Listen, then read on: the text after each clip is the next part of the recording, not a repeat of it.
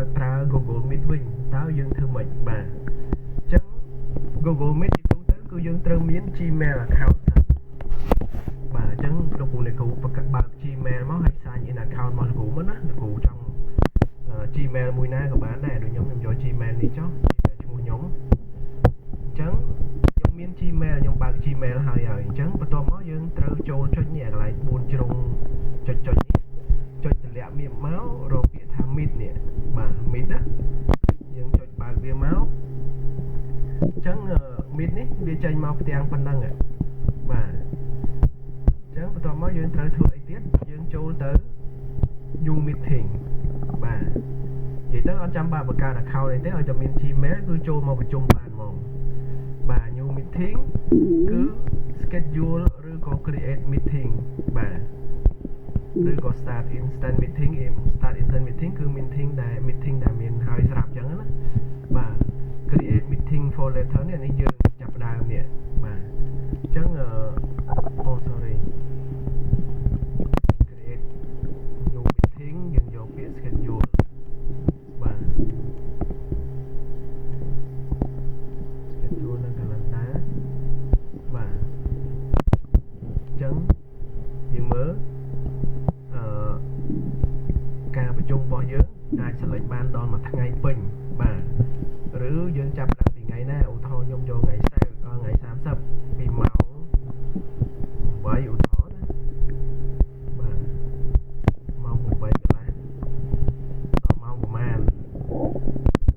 បាទដល់ម៉ោងបាទ PM AM មាន AM បាទអញ្ចឹងដល់ម៉ោង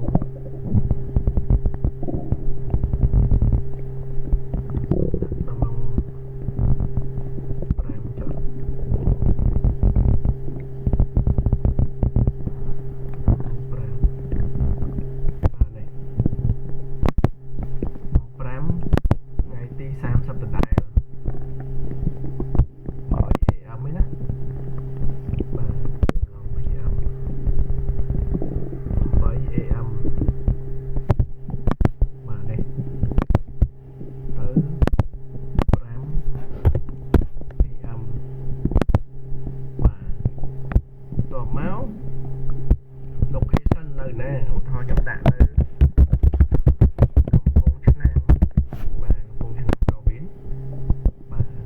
អញ្ចឹងអានេះកន្លែងនេះ notification មានន័យថា alert ទៅអ្នកដែលចូលរួមប្រជុំឲ្យដឹងថា alert មុនប្រហែលនាទីដើម្បីបញ្ជាក់ថាប្រជុំនឹងចាប់ផ្ដើមនៅ30នាទីទៀតឬក៏20នាទីទៀតយើងដាក់មកសម្រាប់យើងណាបាទអញ្ចឹងទៅschedule ពេលយើងដាក់ឈ្មោះយើងគឺ load ពណ៌ហ្នឹងហើយដាក់ថា busy អញ្ចឹងយើងដាក់មកនេះយើងដាក់ topic ប្រជុំមកយើងដាក់ប្រជុំអីគេអញ្ចឹងណាបាទ user free បាទកន្លែង get នេះបើសិនជាយើងដឹងឈ្មោះគេមុនយើងអាច add email Gmail គេមកពេលហ្នឹងវា load ចូលទៅក្នុង calendar របស់គេបើកនៅ calendar មកវាចុចទៅចូលប្រជុំតែម្ដងបាទអញ្ចឹងតែបើយើងអត់ទេ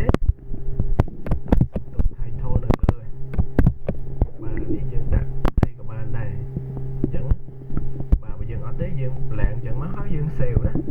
ហើយ time zone complete នេះបានកកអូតូម៉ាទិកណា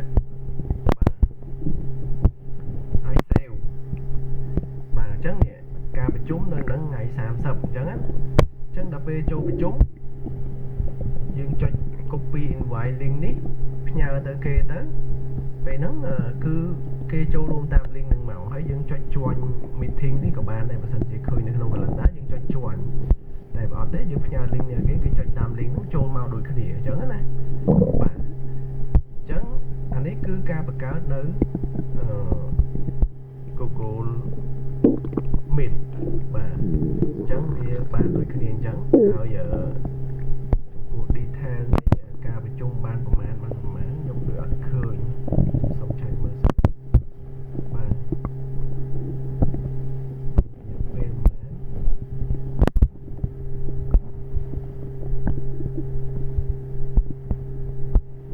បាទដូចអត់មានដាក់ទេអញ្ចឹងមានន័យថាយើងអាចប្រជុំបានធម្មតាបាទខ្ញុំមើលយើងចប់ប៉ុណ្ណា